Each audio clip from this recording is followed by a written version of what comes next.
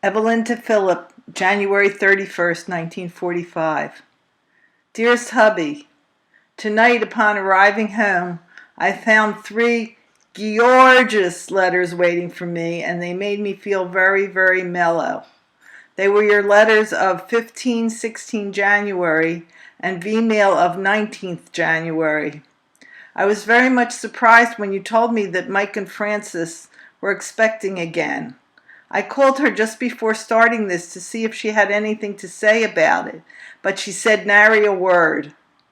Mike left for Panama a week ago, and she is still awaiting some word from him. I feel terribly sorry for her if she is pregnant, for she is all alone at the apartment and has nowhere to go. In fact, I think the whole thing is so completely ridiculous that I'd rather not discuss it. As you know, I have some pretty definite ideas on the subject of having babies, and they haven't changed any. As for my kidding about having another, it's just that, kidding, until such time as we get together and can talk sensibly about it. Even at that, I do not wish to as much as think about actually having one for many years, and by that I mean at least 2 to 3 years. How did I get to talking about it anyway? Eddie was supposed to make up your package today, but he couldn't get some of the things I wanted to put in, and it will have to wait another day. I have everything readied, and it is only a matter of getting a few more items and actually packing it. Thanks, sweet, for straightening me out on the matter of your weight. No, I don't believe you are heavier, and I'll be glad when you are home and can go to Young's or the Broadwood to keep in good form. As for my weight, I think I've gained, though I do not wish to weigh myself. The last 2 dresses I bought were size 13, which is larger than I have ever worn. My blue and Dubonnet wool simply burst on me, and that is a size 11. No, dear, I haven't gained to any great extent, but I feel and look better both in face and figure. You more than anyone would be the best judge of that. So until such time as you can judge for yourself, you'll have to take my word for it. By the way, who's going to be with Adele those nights we'll go to the gym together? Or hadn't you given that a second thought? I'm sorry I forgot to inform you that Etta and Nat did receive your letter and got quite a big kick out of it. They told me all about it the night I went to the Browns' house to see Sid. Everyone has been kidding about them, you know, 'cause since the nurse left, Etta has been so terribly busy that she sometimes does not find the time to get dressed. Nat said she was slowly but surely getting used to the idea and in due time should be able to manage somehow. You've really got me thinking about the present you have for me. I am most anxious to see it, sweet, and I can't imagine what it is, unless maybe it's a pin. That would be coincidental since I just returned the pin I bought in New York. I've decided that I would rather not spend that kind of money on a pin that doesn't look the value, and get a colorful necklace for the lemon-colored dress instead. I'd also like to have one bracelet and a colorful pair of earrings to set it off, if and when I get around to it. You haven't mentioned writing to S&D or the girls to thank them for the package, and I'm a little disappointed in you for not doing so. Clara specifically asked me to make sure you sent them some sort of thanks, and you haven't mentioned it to date. I hope you'll make it your business to do so immediately, for they certainly have been nice to you. Both Goldie and I received invitations to attend the shower to be held at Betty's house on February 6th for Abe's girl, whose name is also Evelyn. Abe met her the day he came home from overseas, and they are going to be married within the next few weeks. Her second name is Feldman, so she won't have to change it at all. Speaking of Goldie reminds me to tell you that Harry hasn't given up the station as yet, nor, as far as I can see, has he any intention of doing so. If that is the case, he must be making a living to want to stick to it, for if he weren't, he certainly would drop it like a hot potato.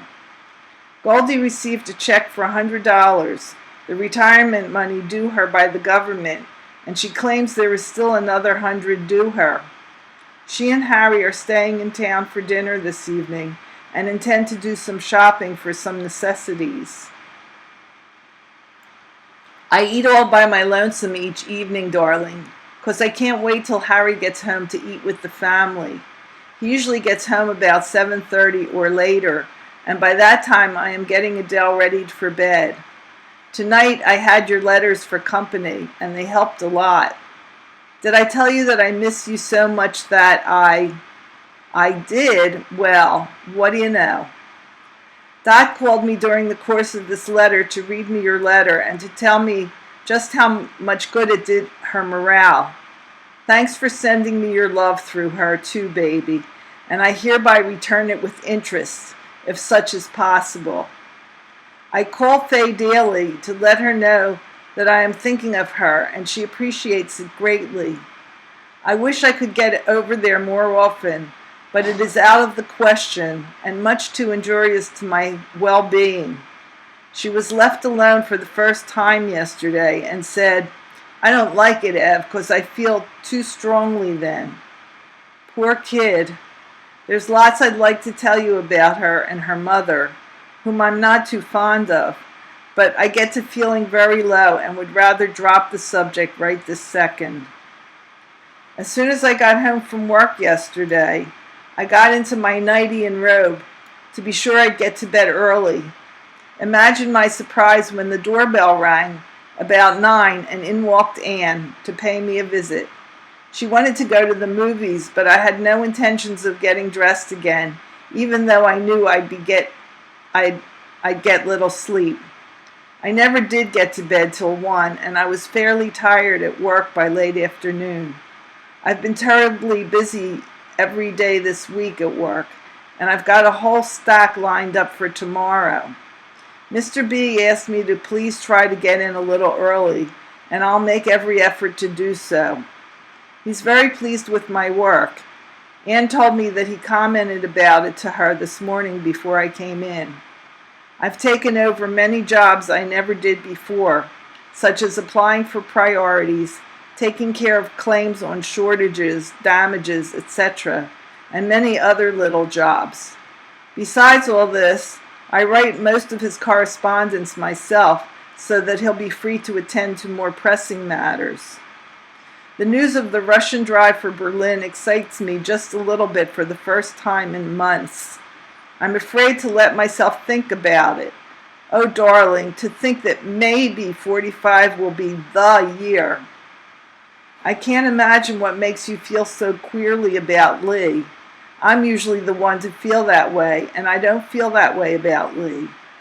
Lenny and she made the tedious trip from Tennessee to New York. I thought it very ridiculous, and she held up well. No, she isn't a very healthy person, but I hope she'll bear her child naturally and be healthier for it. I'm wearing the, quote, jacket today, unquote, and Adele keeps saying, "Mommy, you're wearing my jacket." I took her upstairs to the bathroom a short while ago to make sissy and started to undress her for bed. She said to me, "Mommy, I'm a good girl. Let me go downstairs and run around and play." I promised her she could if she let me put her sleepers on first. She looks awfully cute with her sleepers of light blue and her slippers of royal blue. She has all her toys sprawled across the living room floor and is quite busy making a general mess. Every once in a while she repeats something she hears over the radio. She looks and speaks like a regular grown-up at times. When she sees any letter, she says, "Mail for you, Mommy, from Daddy," or something equally cute. What a kid. I intend to write a few letters before the evening is out, darling, so I know you'll forgive me if I cut short suddenly. Anyway, I think I'm just about read out, and you must admit I've really outdone myself this evening. Daddy dear, Mommy is letting me send you my love myself. She just remarked to Mom that she is writing to Daddy. My arm is almost broke from holding her and making her type. Good night, sweetness. I adore you to bits and then some. Your Ev. P.S. Clara just called and told me about your letter that was received by the girls at S&D. I'm sorry about bawling you out, and I'm glad you did write. More tomorrow. Harry Weinman to Philip, January 31st, 1945. Dear Phil, how you doing? Although I already wrote you once from this address, I still didn't hear from you since I last saw you. I hope everything is okay with you. Everything here is okay. In case you didn't receive my letter, I will tell you once more that I am now with a regular outfit. We are somewheres about 250 miles southeast of Paris. We are in the center of the town. We live in a chateau. The men and officers here are okay. We also have the best of food. There has been quite a bit of snow lately. The weather here gets below zero sometimes. That's about the news here. I received a few letters from home and one from Bea and Ruthie since I left England, which was a few days after you have seen me. That's about all there is to write about now. Take it easy. Write. Your cousin Harry. P.S. Could you please send me 1 coin of each in English money? Thanks.